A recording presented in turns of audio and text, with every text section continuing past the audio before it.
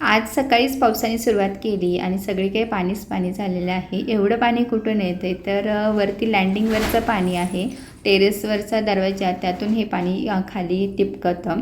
आणि आज पाऊस म्हटल्यावर नंतर चहाची तलब झाली मला. मग पहिला मी चहा घेतला आणि त्यानंतर बाकीचे कामं उरकून घेतलेत. आणि तुम्हाला दाखवते ह्या पावसामुळे ना ह्या घराच्या भिंती आहेत त्या सगळ्या पाणावल्या आहेत, असं ओल धरलेलं आहेत. त्यानंतर इहूचा हट्ट की मला फ्रेंच फ्राईज खायचे आहेत. मग तिच्यासाठी फ्रेंच फ्राईज करायला घेतले आणि तिला असे वट्टेवर बसवून तिच्यासंग गप्पा मारत होते. आम्ही दोघी पण खाण्याच्या खूप शौकीन आहोत. चटरपटर आम्हाला आवडतं खायला.